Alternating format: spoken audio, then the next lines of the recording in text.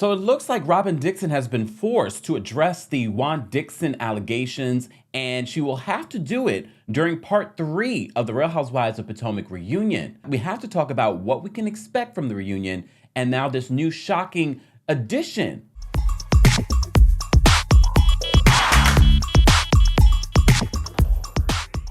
Welcome back to the Kempire Daily YouTube channel, your #1 source for pop culture news and music, entertainment, reality TV, and so much more. As always, be sure to like this video, subscribe to the channel, and hit that notification bell so you never miss out on breaking news when we go live or when we upload.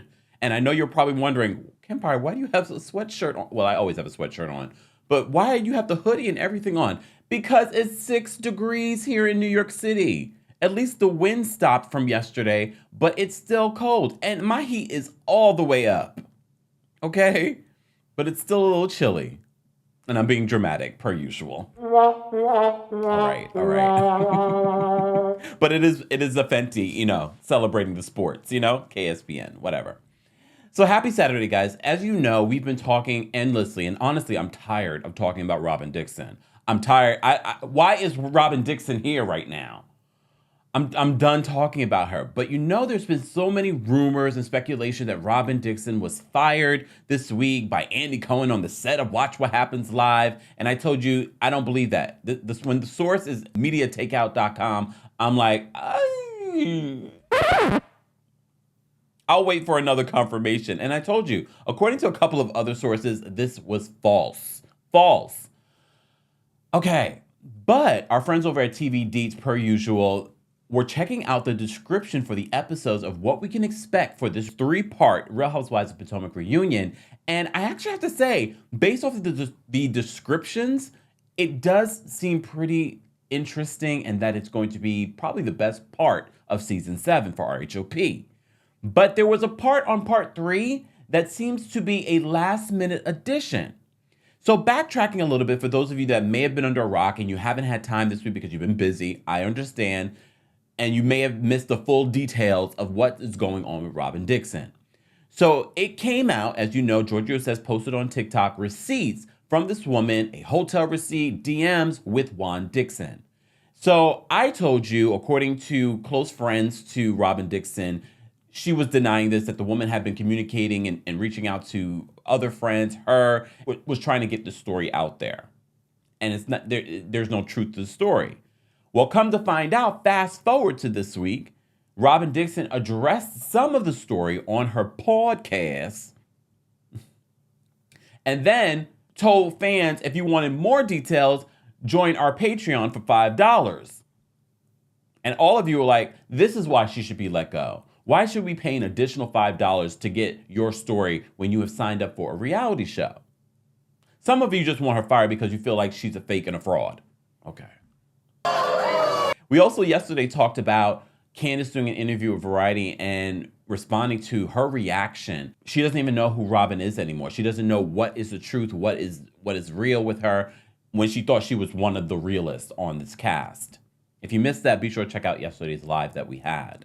According to the description for the 3-part reunion, it seems that we will be addressing the Juan Dixon situation, and we have to talk about it. But let's first talk about part 1.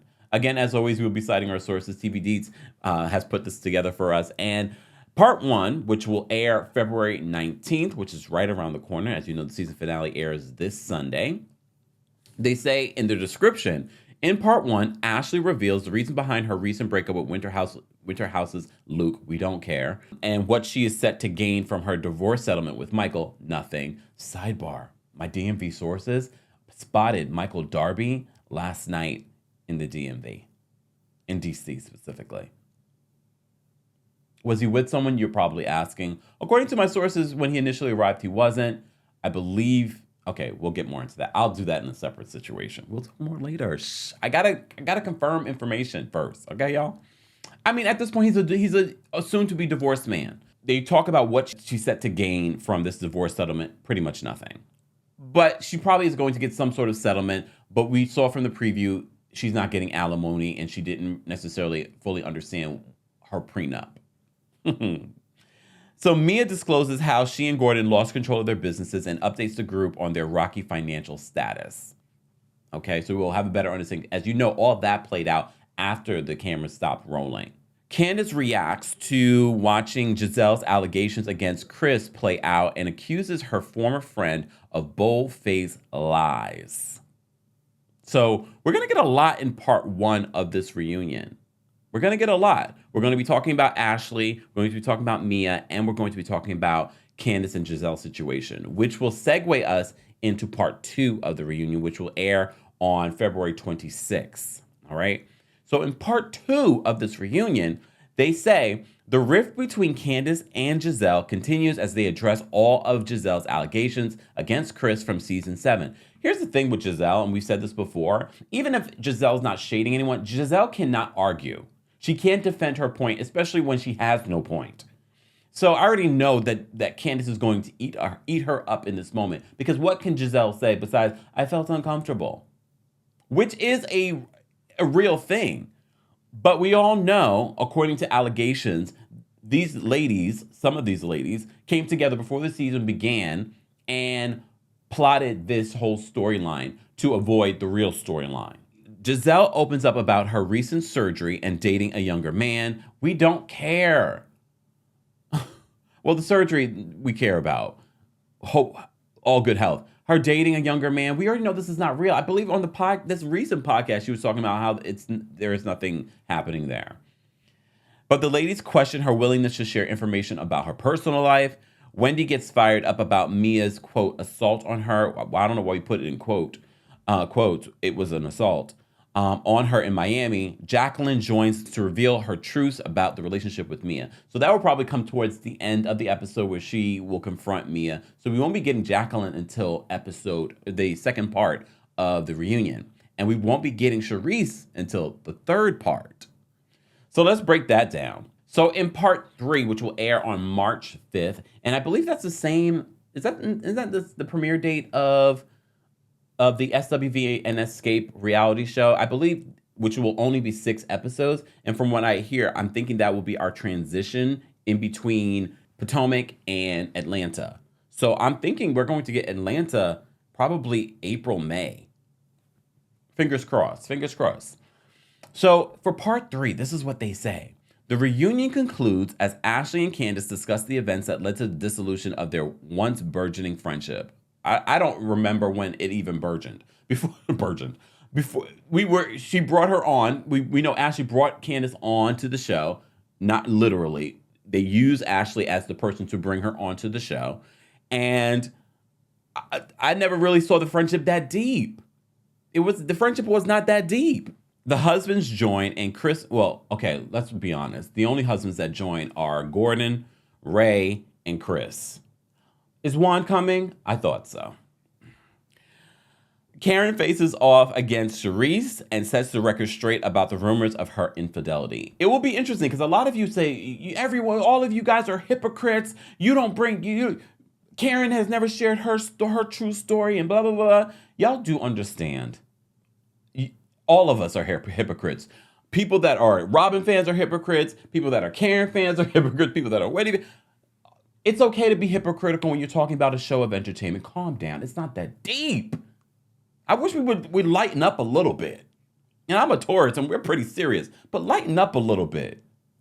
The way you guys argue online about people you don't know. It's Saturday. Let me lighten up a little bit. So Charisse will be coming out in part 3. And then Andy has a special post-reunion conversation with Robyn and dives into Robyn's bombshell admission that Juan was inappropriately communicating with another woman prior to their wedding. Robyn is supposed to be a guest on Watch What Happens Live this Sunday. I'm assuming this was filmed at Watch What Happens Live as a separate part. I wonder if there was an in-studio audience for this or was this something afterwards?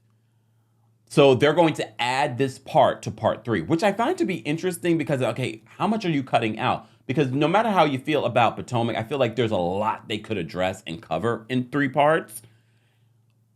Unlike Salt Lake City, So it would be interesting to see what is left on the cutting room floor just to fit this in. But I get why they're doing it, because this is a money maker for them. People are going to be engaged. They wanted this information out there so that you guys will watch part 3 and watch all 3 parts, but especially part 3. Okay, production, we see you. Smart. Look smart. And they're not waiting until season 8. So does that mean it's over for Robyn?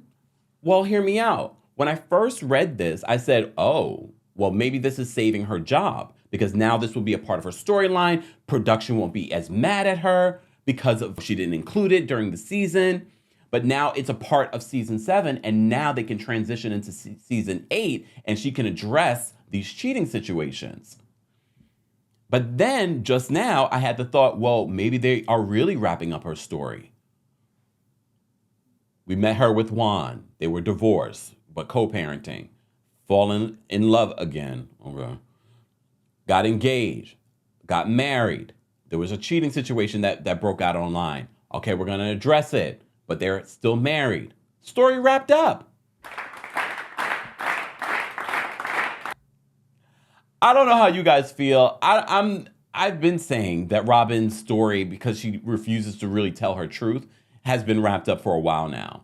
But now it really is. It will be interesting to see, and I don't believe any decisions have been officially made yet in regards to who's coming back for next season. I do believe the majority of this cast will be coming back.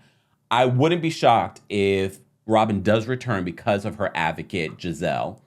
And I honestly believe if she does come back, she should be demoted to a friend.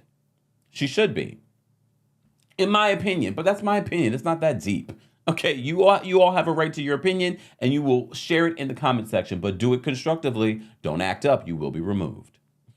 Guys, I want to know your reaction to this special part of the reunion that will be in part 3. Are you excited for the Real Housewives of Potomac reunion? Did you see the trailer yesterday? What was your reaction? And what was your reaction to the season overall? The season finale for season 7 will be happening this Sunday. Bravo, Andy, you're welcome. Let's continue this conversation in the comment section. As always, be sure to like this video, subscribe to the channel, and hit that notification bell so you never miss out on breaking news when we go live or when we upload.